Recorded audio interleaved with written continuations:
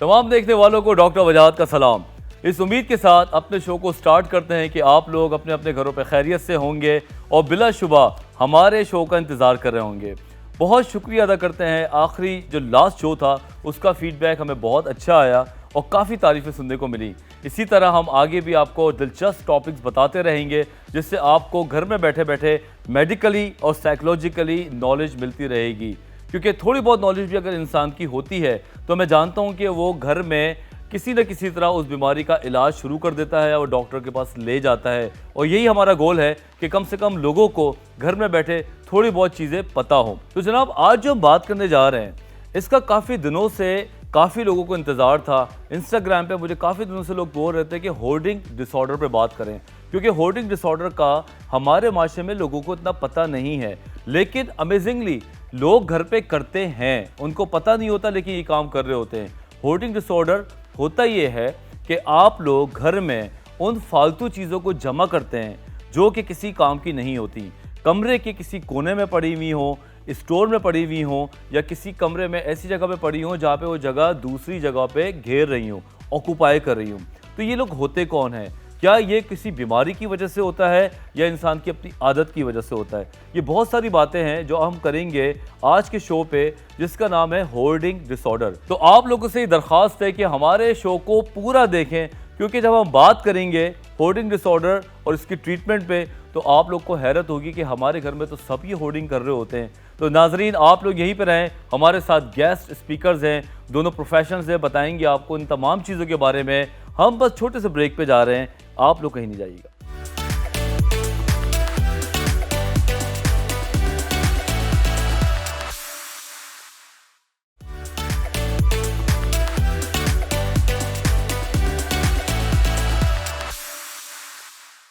तो जनाब, ब्रेक के बाद एक बार फिर आप लोगों के साथ अब हम बात करने जा रहे हैं बहुत ही दिलचस्प टॉपिक के ऊपर, जिसका नाम है होर्डिंग सिंड्रोम, अपने फेवरेट सेगमेंट में जिसका नाम है मेंटल हेल्थ।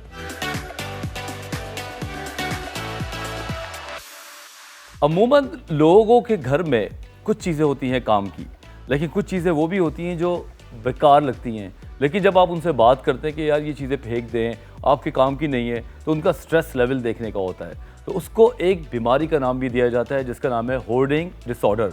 अब एक बीच में फाइन लाइन भी होती है कि कहाँ पे ये डिसऑर्डर बन जाता है और कहाँ पे ये एक नॉर्मल फिनोमिना होता है। तो आज हमने दो चैंपियंस को यहाँ बिठाया है ताकि वो इस बारे में बात करें और शो के आखिर तक आपको ये पता चल जाए कि अगर मैं इस बीमारी का शिकार हूँ तो मुझे क्या करना है, और अगर ये मेरी आदत है तो उसको हम ऐसे ही रहने देते हैं। तो हमारे साथ हैं हमारी बहुत ही अच्छी गेस्ट हैं, डॉक्टर राफिया रफ़ीक, टीवी एंकर हैं, कंसल्टेंट डेंटल सर्जन भी हैं। आइए हम इनसे बात करते हैं। अस्सलाम वालेकुम डॉक्टर वजाहत, कैसी हैं आप? बिल्कुल ठीक, आप कैसे हैं? बस बिल्कुल ठीक है, और मौसम में चेंजेस आ गए। Exactly, beautiful weather. तो आपके मूड पे ये रिफ्लेक्ट करता है?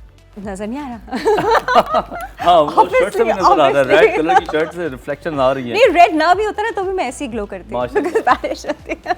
बहुत अच्छी बात है, इंसान को खुश रहना चाहिए, उसके अंदर की जो वेदर है वो हमेशा से अच्छा रहना चाहिए। अंदर का क्लाइमेट होता है। अच्छा जी, हाँ, हमारे अंदर क्लाइमेट नहीं होते। चलिए, जब हम और बात करेंगे इनसे, और हमारे साथ दोस्त हैं Syed Aftab Shah, clinical and forensic psychologist हैं। अस्सलाम वालेकुम सैयद आफ्ताब। वालेकुम सलाम डॉक्टर, कैसे हैं आप? बिल्कुल ठीक, बिल्कुल। बहुत शुक्रिया आप लोगों के आने का यहाँ पे। Thank you. और आज का टॉपिक भी बड़ा दिलचस्प है, क्योंकि जब हम कुछ साइकोटिक डिसऑर्डर्स की बात करते हैं तो जब हम जैसे उसको अनफोल्ड करते हैं तो लोगों की पहली ज़बान पे ये आता है, यार ये तो आम सी बात है, this is not a disease, ये तो आम लोगों में सब में होता है। इसीलिए साइकोलॉजिकल जितनी भी चीज़ें हैं उसको छेड़ना और उसको आखिर तक लेके जाना बहुत ज़रूरी है ताकि हमारे लोगों में नॉलेज आ जाए। तो हम बात करते हैं होर्डिंग डिसऑर्डर। अच्छा, होर्डिंग डिसऑर्डर पहले तो हम ये बताते हैं ना कि होर्डिंग डिसऑर्डर होता क्या है, क्योंकि हमें से बहुत सारे लोग इसको होर्डिंग समझते ही नहीं है, मतलब पता ही नहीं कि होर्डिंग क्या है ना। ऐसी चीज़ें जो आपके इस्तेमाल में नहीं हो बिल्कुल भी, और कोई आपको कोई मनी बेनिफिट या किसी भी चीज़ का बेनिफिट वो ना दे रही हो, लेकिन आप उनको ज़ख़ीरा कर रहे हैं, एक जगह पे जमा किए जा रहे हैं। अच्छा, इसके लेवल्स हैं, level 1, level 2, level 3, level 4, level 5। Level 5 में तो मतलब आप उस वो आ जाता है कि वो एक हाइजीन सिचुएशन आ जाती है उसके अंदर, यू नो, आपकी अपनी हाइजीन की इसमें बहुत बुरी सिचुएशन आ जाती है कि आपने उसको किससे मेंटेन किया हुआ है, घर की हाइजीन, लोग आपके पास नहीं आते, मतलब कुछ ऐसी सिचुएशन होती है। लेवल 1 में ऐसा है कि आपने बस कोनों में घरों के इकट्ठे करना शुरू कर दिया। अच्छा, वो इंसान जो होता है वो आउट ऑफ इंटरेस्ट वो चीज़ इकट्ठा कर रहा होता है, कुछ भी हो सकता है, वो जूते हो सकते हैं, वो कपड़े हो सकते हैं, वो खाली टिन के डब्बे हो सकते हैं, वो बॉटल्स हो सकती हैं, वो कुछ भी ऐसी चीज़ ना जो किसी भी दूसरे इंसान को लगे कि यार ये तो ट्रैश है, तो वो कहे कि नहीं ये ट्रैश नहीं है, तुम्हें पता है यहाँ काम आ जाएगा, वहाँ काम आ जाएगा, वो आपको रीजंस देंगे ऐसे, और 10-10 साल तो पड़ी रहेंगी चीज़ें, कहीं काम नहीं आने वाली। ठीक है, तो पहले जो हमें बेसिक नॉलेज आई वो ये आई कि कुछ ऐसी चीज़ें हैं जो काम की नहीं है लेकिन वो घर पे हैं, लेकिन फेंकने का दिल नहीं करता। आफ्ताब से इसी में बात करते हैं। आफ्ताब क्या कहते हो इस बारे में? चीज़ें जमा करने की जहनी बीमारी ये होती है, और उस चीज़ के अंदर रिगार्डलेस ऑफ द वैल्यू में वो इंसान खुद उस चीज़ के अंदर उसकी वैल्यू ढूंढता है। तो उसको हम ये अप्रोच नहीं कर सकते कि इसकी वैल्यू नहीं है। हम लोगों को वैल्यू ऑब्जेक्टिवली नज़र आ रही होती है। उसमें एक और चीज़ हमें देखनी पड़ती है जो उन्होंने लेवल्स की बात की थी, कि इंसान के अंदर खुद कितनी सलाहियत है पहचानने के लिए कि ये मेरे लिए एक प्रॉब्लम है। अमूमन मेजॉरिटी में यही होता है कि लोगों को वो प्रॉब्लम नज़र ही नहीं आ रही होती, वो इतनी नॉर्मलाइज हो जाती है, वो फेंकते भी नहीं है, इसी वजह से फेंकते भी नहीं है। They don't even ask for help, कि मसला ही नहीं है तो फिर डॉक्टर के पास जाने की ज़रूरत भी नहीं है। बिल्कुल। तो जैसे आपने बीच में बात की कि डिसऑर्डर में और डिजीज़ में फ़र्क है, बिल्कुल, तो डिसऑर्डर को आप कम कर सकते हैं, डिजीज़ को आप क्योर कर सकते हैं। बिल्कुल। तो सतह पर जैसे होता है, उदासी अगर बढ़ जाती है इंसान की तो डिप्रेशन होता है, अगर कि एंजाइटी बढ़ जाती है, एंजाइटी नॉर्मल सी चीज़ है, तो जिस चीज़ में नॉर्मल लेवल से ऊपर चली जाती है तो वो जहनी बीमारी बन जाती है। जहनी बीमारी बन जाती है। तो होर्डिंग कलेक्शन जैसे हो गया, अगर ये ज़्यादा है तो देन दैट्स अ प्रॉब्लम। अच्छा राफिया, मुझे बताओ, पाकिस्तान में चूँकि फाइनेंशियली भी काफ़ी हम बड़े स्ट्रिक्ट रहते हैं चीज़ों के हवाले से, हम इससे भी बात करेंगे, कितना कॉमन देखा जाता है ख़ासतौर पे ख़वातीन में आप होती हैं। Exactly. आप क्या कहते हैं, ख़वातीन में किस हद तक ये चीज़ें कॉमन होती जाती हैं? अच्छा, ख़वातीन का मैं बेसिक शुरू करूँगी किचन से।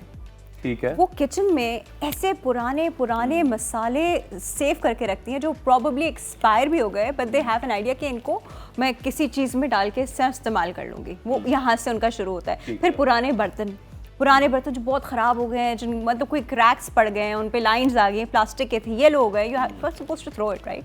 लेकिन वो नहीं फेंकती। वो कहती नहीं ये इस चीज़ के काम आ जाएगा, ये इस चीज़ के काम आ जाएगा। फिर होता ये कि वहाँ ढेर लगता रहता है, नई चीज़ें आती रहती है। यही से पूछ लेता हूँ कि क्या कभी आपने खुद होर्डिंग की है? मुझे अभी सवाल आया दिमाग में। सच से बताना है, लेकिन सच में बताऊँ तो मुझे कपड़ों की होर्डिंग का वाकई में मेरे पास इतने हैं कि लोग परेशान हो जाते हैं कि तुम ये कहाँ रखती हो, लेकिन मैं उनको बड़े मतलब ऑर्गेनाइज करके रखती हूँ। तो मैं इसको होर्डिंग नहीं कहूँगी, क्योंकि होर्डिंग में तो आप बस ढेर लगाते जाते हो। सही बात है। मैं उनको बहुत ऑर्गेनाइज। तो वो आप पलट के पहनती भी हो या वो भूल जाती हो रख के? Actually to be very honest भूल जाती हूँ रख के। तो फिर तो होर्डिंग जाएगा। हम अपने अफराद से भी पूछेंगे, आप फंस गई राफिया यहाँ पे। अच्छा, अगर कोई शख्स, मिसाल है राफिया की, लेकिन यह मैसेज हमारा औरों के लिए भी है कि कोई शख्स के घर में अलमारियों में 2-4 साल से चीज़ें हैं और वो यूज़ नहीं हो रही, तो क्या वो होर्डिंग के ज़मरे में आएंगी या वो कलेक्शन के ज़मरे में आएंगी? अच्छा, कलेक्शन के ज़ुमरे में तभी आएंगी कि अगर कोई ऑर्गेनाइज्ड है और वो बंदा प्राउड है, वो दिखा रहा है कि हाँ ये चीज़ मेरी है। लेकिन अगर कि फॉर एग्जांपल उसका कोई यूज़ ही नहीं है, फॉर एग्जांपल आपने इतनी सारी चीज़ें कलेक्ट की हैं कि वो जो आर्टिकल है उसके बारे में भूल गए और वहाँ पे पहुँचने में भी आपको दिक्कत महसूस हो रही है, कोई it's a clutter in the room, कि इतना ज़्यादा वहाँ पे चीज़ें भरी हुई हैं, मेसीनेस है कि वहाँ पर पहुँचना भी मुश्किल है। तो वो क्लटर का ज़्यादा देखा जाता है कि लिविंग स्पेस फॉर एग्जांपल रहने के लिए, क्लोजेट में कपड़े ढूंढने के लिए, गैराज में गाड़ी खड़ी होने रहने के लिए, लेकिन वहाँ पर चीज़ें अगर जमा हो जाएं तो उनका इंटेंडेड स्पेस ही जो पर्पस है वही ख़राब हो जाता है। बिल्कुल। तो इंटेंडेड पर्पस बाथरूम में न्यूज़पेपर्स, मैगजीन्स पड़े होते हैं लोगों के, तो वो इतना होता है कि आप जा ही नहीं सकते उस जगह पर। अच्छा, इसमें एक और बारीक सी चीज़ है कि मैं अगर होर्डिंग डिसऑर्डर होगा मुझे, तो अगर कि मेरी चीज़ जो कि मुझे पसंद है वो पड़ी हुई है सामने और सामने रेफ्रिजरेटर है और मुझे उसमें से चीज़ निकालनी है, तो मैं उसको नहीं हटाऊंगा। मैं बोलूँगा ठीक है, मुझे रेफ्रिजरेटर का काम नहीं है, क्योंकि वो चीज़ मुझे इतनी पसंद है, मैं उसको छोड़ नहीं सकता, उसको हटा नहीं सकता। तो होर्डिंग डिसऑर्डर को समझना बस यही है कि जो चीज़ें हैं वो उससे आप जितना करीब रहते हैं पोजेशन के बारे में, उतना आपको सुकून मिलता है, जितना दूर जाते हैं उससे उतना एंजाइटी होती है और उसको हम ट्रीट करते हैं। ओके, अच्छा ये बताएं कि राफिया, कॉजेज़ क्या हो सकती हैं इसकी? कैसे बनती है कुछ इसका मल्टीपल रीजन है। एक रीज़न तो बजात आपने खुद भी मेंशन किया, हमारे यहाँ सोशो इकोनॉमिकली लोग थोड़ा सा लो साइड पे हैं, तो वो ये करते हैं कि देखो ये चीज़ अभी काम नहीं आ रही, लेकिन ये चीज़ जो है ना ये एक्सपेंसिव है, तो ये मेरे आगे काम आएगी तो मैं रख लेता हूँ। एक तो ये रीज़न होता है, ठीक है। कुछ लोग उसको एक इमोशनल वैल्यू दे देते हैं कि ये जो है ना ये मैंने उस वक्त लिया था जब ये हो रहा था और ये इससे मेरी बहुत वो वाबस्ता याद है, ठीक है। कुछ लोग उससे किसी ऐसे इंसान से रिलेट कर लेते हैं जो कि अब उनके ज़िंदगी में नहीं है, प्रॉबेबली नहीं रहे, ठीक है, तो वो उस तरह इमोशनली रिलेट कर लेते हैं। कुछ लोग डिप्रेशन में ऐसी चीज़ें सेव करते हैं कि वो डिप्रेशन के बाद वो जब उन सब चीज़ों को देखते हैं तो उनका डिप्रेशन रिलीज होता है। तो ऐसी वाली होर्डिंग्स भी होती है। तो मल्टीपल रीज़न, और सबसे इम्पोर्टेंट रीज़न जो है ना ये जेनेटिकली ट्रांसफ़र होने वाला है। जेनेटिकली अभी हम इस बारे में और डिटेल में बात करेंगे, लेकिन इत्तेफाक से आ गया ब्रेक का टाइम, तो अब छोटे से ब्रेक में हम जा रहे हैं। आप लोग से गुजारिश है कहीं नहीं जाइए।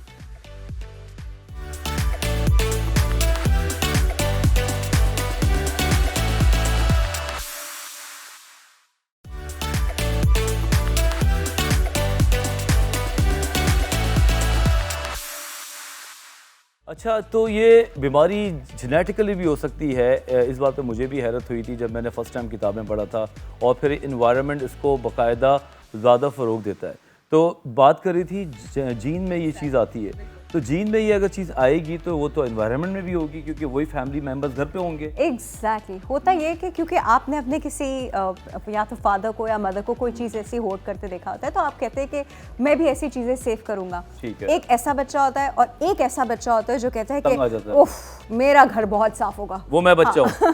वो मुझे याद है मैं बच्चा हूँ। तो ये एक डिफरेंट रिएक्शन। लेकिन एक बच्चा जो वो अडॉप्ट कर लेता है ना चीज़ें होल्ड करना, तो और ये आ जाता है उसके अंदर, ऑटोमेटिकली आ जाता है, उसकी सेंस डेवलप हो जाती है कि जिस तरह my father used to store ये सारी कीले, ये सारे नेल्स है, मैं भी ऐसे करूँगा कि मेरे भी काम आ जाएंगे। अच्छा, उसमें क्या होता है, उसमें एडेड ये चीज़ होती है कि वो देखता है कि उसके अब्बा ने कोई चीज़ 10 साल बाद इस्तेमाल की जो 10 साल पहले उन्होंने सेव की थी, तो कहते देखा काम आ गया, अब और इनकरेज हो गया वो उस चीज़ को सोच के। पक्की स्टैंप लग गई उसको। अच्छा, बात हो रही है अब्बा की, तो अब्बा और अम्मा दोनों की बात करते हैं। आपको क्या लगता है आफ्ताब कि ये किस साइड पे ज़्यादा इसका वेट ज़्यादा, मेल्स में या फीमेल्स? फीमेल्स में ज़्यादा है। और जो डेवलप करने की हम बात कर रहे थे कि 50% चांस होता है कि आपके अगर के माँ बाप को है तो आपको भी हो जाएगा। ठीक है। तो it's like a flip of a coin, कोई आप सिक्का उछालते हैं तो हो सकता है आपको हो या हो सकता है नहीं हो। ठीक है। तो उसके अलावा जो है जो एनवायरमेंटल चीज़ें हैं, एक है स्ट्रेसफुल लाइफ सिचुएशंस, कोई या तो फिर ट्रॉमा, तो फॉर एग्जांपल किसी की डेथ हो जाती है, वो भी होर्डिंग बिहेवियर को ट्रिगर कर सकता है। शुरुआत इसकी होती है 11 साल की उम्र से ही शुरुआत हो जाती है। जो टेम्परामेंट इनका होता है, जो होर्डिंग डिसऑर्डर में होते हैं, उनका टेम्परामेंट इनडिसाइसिव होता है, परफेक्शनिस्ट होते हैं, लेकिन इनकी गोल ओरिएंटेड थिंकिंग नहीं होती, तो साफ सफाई का ख्याल नहीं रखते, लेकिन परफेक्शनिस्ट होते हैं। ठीक है। और दूसरा इनमें अवॉइडेंट बिहेवियर होता है कि अवॉइड कर रहे होते हैं चीज़ों को, और इनकी पर्सनालिटी भी फिर वो शेप उन्हीं चीज़ों के साथ होती है। अवॉइडेंट पर्सनालिटी की तरफ चले जाते हैं, मतलब कन्फ्रंट नहीं करेंगे मसले को, मसले से भागेंगे, बहाने बनाएंगे। ठीक है, बहाने वो आप बता रहे थे जो। अच्छा, थोड़ा सा लोगों को समझाने के लिए आप दोनों से मैं चाहूँगा कि 3-3, 4-4 एग्जाम्पल्स दें कि क्या क्या लोग हमारे घर वाले होल्ड करते हैं।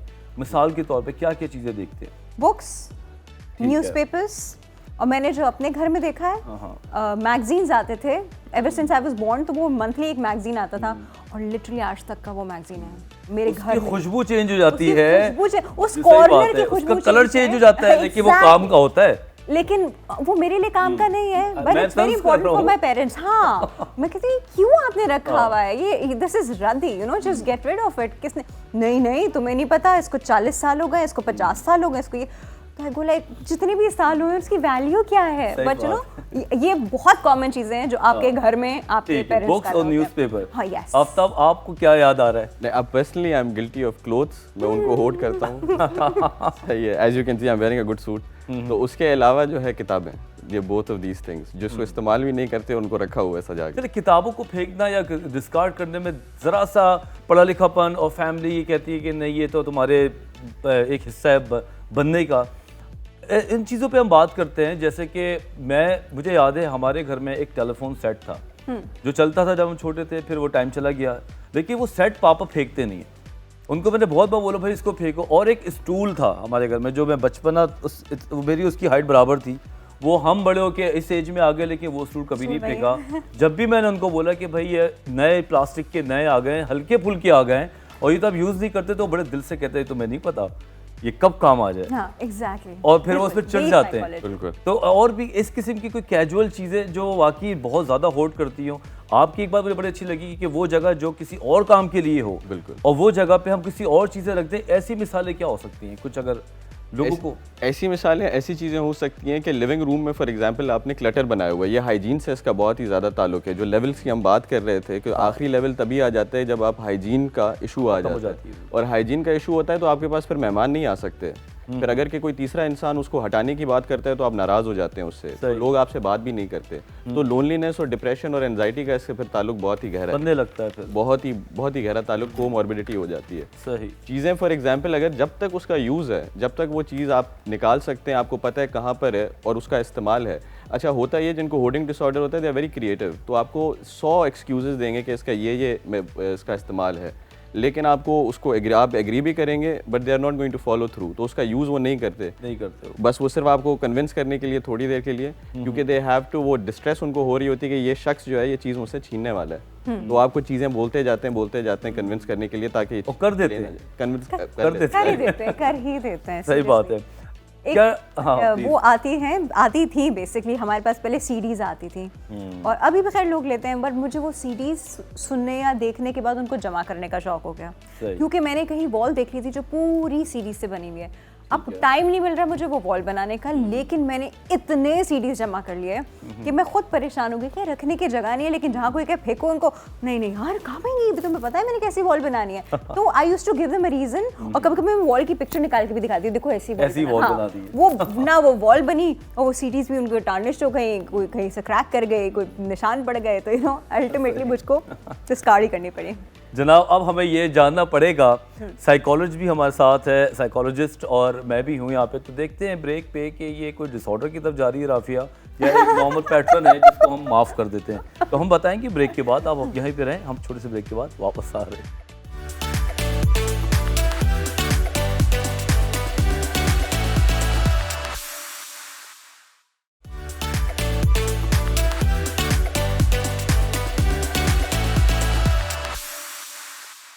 तो जनाब हमने ब्रेक पे राफिया को क्लिनिकल एग्ज़ाम किया और हमें पता चल गया कि नहीं, इसको होर्डिंग नहीं है, क्योंकि ये सीडीज़ की वॉल बनाने जा रही है, और अगर से एक हफ्ते में नहीं बनाई तो फिर हम दोबारा पकड़ लेंगे। अच्छा आफ्ताब, मुझे ये बताओ कि किस एज से ट्रिगर होती है, क्या ऑनसेट है इसका, और आगे एज के साथ क्या चेंजेस आते हैं? अच्छा, बच्चे के अंदर आपको 11 साल से जब 15 साल का होगा कि आपको नज़र आ जाएंगी वो चीज़ें, और उस चीज़ को आपने डिफ्रेंशिएट करना है कि बच्चा थ्रिफ्टी है और चीज़ों को संभाल रहा है। सेविंग अलग होती है, वो बिहेवियर अलग है, होर्डिंग का अलग होता है, जो कि मेसीनेस और चीज़ों को ना मतलब डिसऑर्गेनाइज हो चीज़ें, उससे ताल्लुक है।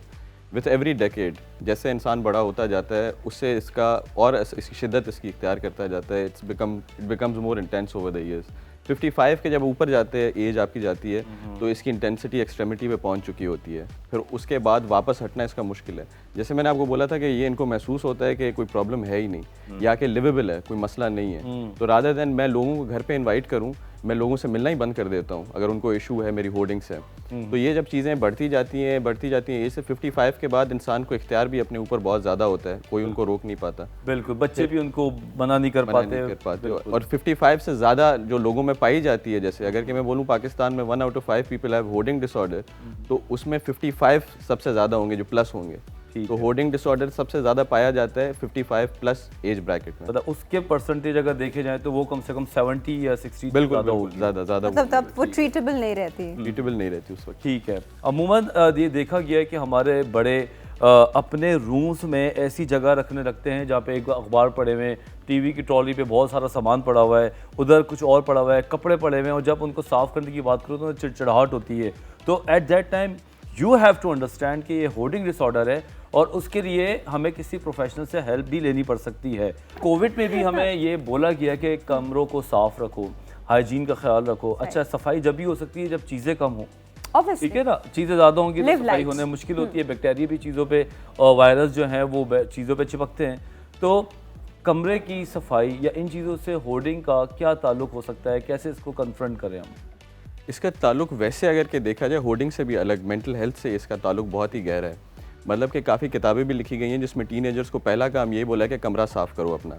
कमरा साफ़ होगा तो जहन साफ़ होगा। पहली चीज़, इंसान अगर उठ के देख रहा है कि उसका कमरा ही साफ़ नहीं है तो वो क्या चीज़ें अकॉम्प्लिश कर सकता है बाहर जाके दुनिया में।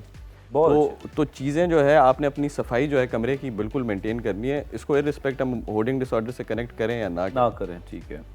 अच्छा, आप मुझे बताएं राफिया कि आपकी सहेलियों में भी ये चीज़ें होती होंगी, ठीक है, और आप खुद एक डेंटिस्ट हो, अब ट्रीटमेंट क्या है, कहाँ हम जाएं, किस तरीके से बात करें? ये तो डिनाइल में होते हैं, डिनाइल में होते हैं वो लोग, और उनको पता ही नहीं होता है ना। तो क्या बात स्टार्ट करेंगे, कैसे करेंगे, क्योंकि ये तो चढ़ जाते हैं। अच्छा, इसमें मैं थोड़ी सी प्रैक्टिकल अप्रोच अपनी भी बताऊंगी जो मेरी इन चीज़ों की तरफ, क्योंकि मैं भी करती हूँ, जैसे मैंने आपको बताया, मुझे भी आदत है, लेकिन मेरे शायद प्रॉबली लेवल कम है, तो मैं सेकंड या थर्ड लेवल पे रियलाइज़ कर लेती हूँ कि नहीं यार, I need to let go of this thing. तो मैं कलेक्ट करके मतलब दे देती हूँ। अगर जैसे मैंने कपड़े बहुत जमा कर रखे हैं सालों से, और अब क्या है, अब आप इससे डायरेक्टली कहोगे कपड़े तुम्हारे काम नहीं आने वाले, मैं कहूँगी नहीं नहीं, मैं इतने मॉर्निंग शोज में जाती हूँ, कहीं पहन लूँगी शलवार कमीज, यू नो। तो वो मेरा यूजली ये स्टांस होता है आगे से, एग्जैक्टली।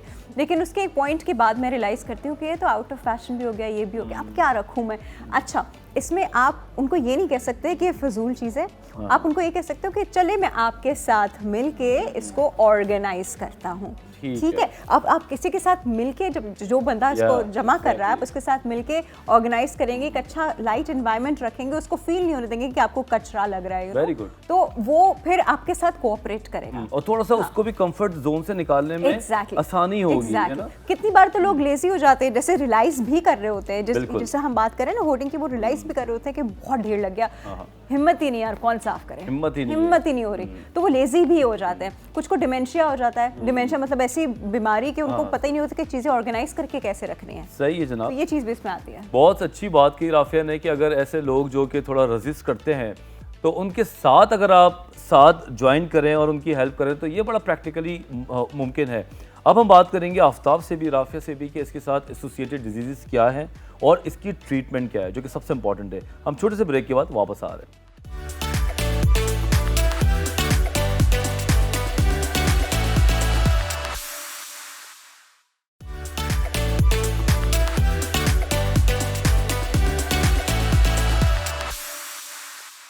बड़ा मुश्किल टाइम होता है जब हमारे घर में बुज़ुर्ग हो जिनकी एज कम से कम 60 साल से ज़्यादा हो और वो होर्डिंग सिंड्रोम में मुब्तला हो, तो उनकी हर चीज़ का ताल्लुक़ उनके जज्बात से ऐसा जुड़ जाता है कि कहने भी डर लगता है। अब उनको ये बताना भी है कि ये गलत है, क्योंकि कुछ लोग दमा के मरीज़ होते हैं, किसी को लंग्स की इशूज़ होते हैं, सफाई का बहुत ज़रूरी होता है। तो ट्रीटमेंट में कैसे इन लोगों को लाया जाए, आफ्ताब से हम स्टार्ट करते हैं। आफ्ताब, होर्डिंग डिसऑर्डर के पेशेंट को क्या और बीमारियां लाहक हो सकती हैं और उसकी ट्रीटमेंट क्या है? होर्डिंग डिसऑर्डर के मरीज़ को एंजाइटी हो सकती है, जनरलाइज एंजाइटी डिसऑर्डर या सोशल एंजाइटी हो सकती है, जिसमें वो बाहर जाने से भी घबराहट उसको होगी, घर में उसके कोई आएगा तब भी उसको घबराहट होगी, एंजाइटी होगी। उसके अलावा डिप्रेशन हो सकता है उसको, जैसे मैंने कहा चीज़ उससे जब छीनी जाती है तो उसको एंजाइटी होती है, ही फील्स वेरी एंशियस और शी फील्स वेरी एंशियस। तो उसमें जो है अपना ये 3 ही है, बाकी ओसीडी भी हो सकता है। 20% लोगों को जिनको होर्डिंग डिसऑर्डर है उनको ओसीडी भी होता है। और पुराना ये जो डिजीज़ थी that it was connected with OCD, तो ट्रीटमेंट उसका यही है कि एक आधा जो कि साइकियाट्रिस्ट का काम है, मैं बोलूँगा 60 to 70% साइकियाट्रिस्ट का काम है एंटी डिप्रेसेंट देना, और दूसरी तरफ सीबीटी उसकी साथ में चले जो एक साइकोलॉजिस्ट भी हो। इसमें ज़रूरी है क्योंकि बाज़ औक़ात आपके ऐसे केमिकल्स और हार्मोन्स कम हो जाते हैं जिसे मेडिकल ट्रीटमेंट देना ज़रूरी है, और बड़ा आसान है। मैं आपको बताऊँ कि मैं ख़ुद इनको ट्रीट करता हूँ, तकरीबन 21-22 दिन के बाद बड़ा अच्छा फ़र्क महसूस होने लगता है। साथ साथ सीबीटी करें तो उनका डिनाइल भी टूटता है और वो बेहतर होने लगते हैं। और ऐसे मेरे पास 3 पेशेंट्स आए हैं पूरी लाइफ में होर्डिंग के पक्के राफिया, कि जो कहते थे यार ये हमें पहले क्यों नहीं पता चला। अच्छा, हाँ, कि हमें ये पहले तो पता चलता, ये मालूम करना है कि आपने कहा क्या उनको। पूरी ट्रीटमेंट की प्लान पहले तो हिम्मत करके उनको बताया, जिसको हम डिजीज कॉन्सेप्ट के हवाले से बात करते हैं। सबसे पहले तो जिस तरह आफ्ताब ने कहा कि डिप्रेशन उनको था, प्रॉपर आइसोलेटेड थे, कपड़े भी इतने क्लीन नहीं थे, कमरे भी साफ नहीं थे, हाँ डार्क था रूम।